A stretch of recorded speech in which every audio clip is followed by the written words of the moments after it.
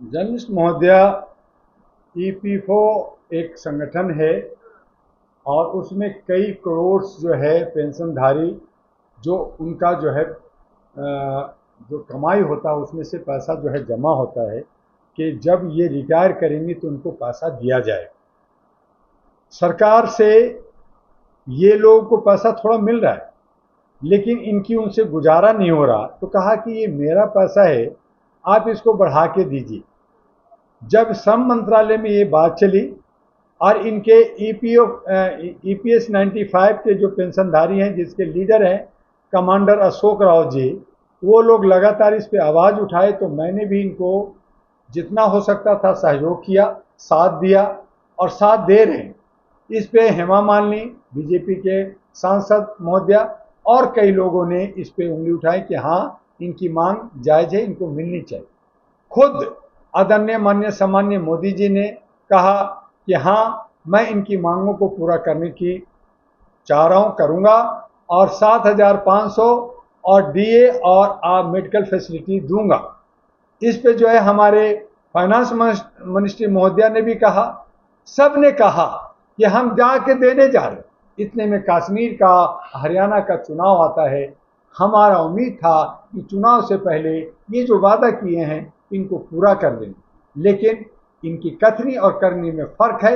ये बोल रहे हैं लेकिन दे नहीं रहे। दूंगा, दे दूंगा, हो जाएगा, लेकिन हो नहीं रहा। और इसीलिए मैंने कहा कि राजीव गांधी, स्वर्गीय राजीव गांधी भी अपने जमाने में कर दूंगा, हो जाएगा का जुमला लेते थे।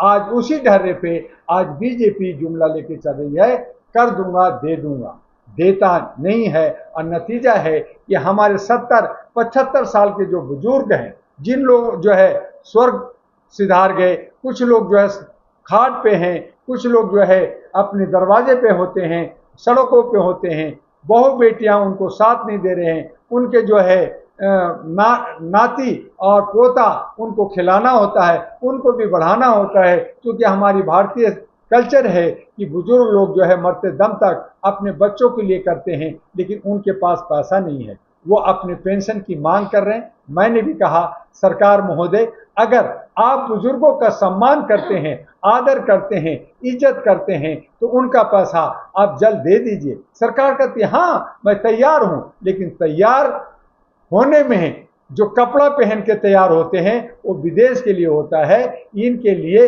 देने के लिए न इनके पास कुछ है, क्योंकि ये मीटिंग सीटिंग ईटिंग करते हैं और अपना समय बर्बाद करते हुए हमारे बुजुर्गों का समय बर्बाद कर रहे हैं। और तब हमारे बुजुर्गों ने कहा कि हम कश्मीर और हरियाणा में विरोध में जाएंगे, सत्ता के पक्ष में नहीं जाएंगे, और यही महाराष्ट्र और झारखंड में होगा।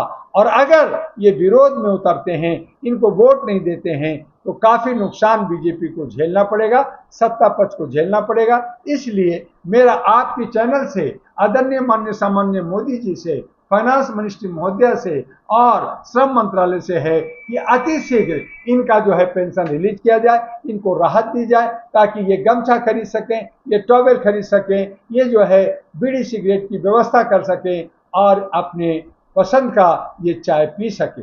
इनका जो पैसा है ये भीख नहीं मांग रहे, ये किसी तरह का लोन नहीं मांग रहे, अपना ही पैसा मांग रहे हैं। आप इन्हें दे दीजिए। आपके पास प्राइम मिनिस्टर रिलीफ फंड में पैसा है, इलेक्ट्रो बॉन्ड में पैसा, आपको पॉलिटिकल पैसा है, आपके पास जो बहुत सारे बैंक का डेड मनी है वो पैसा है, और इन्हीं का पैसा पेंशन का आपके पास जमा है। उन्हें रिलीज कर दीजिए, राहत दे दीजिए, ये हमारी आपसे आग्रह है। देखिए, एक्शन तो लिया और एक्शन में ये दुरुस्त है, लेकिन इसके अंदर भी वोट बैंक की राजनीति चल रही है। हर कोई देख रहा है कि फायदा और नुकसान की राह से, चाशनी से चल रही है।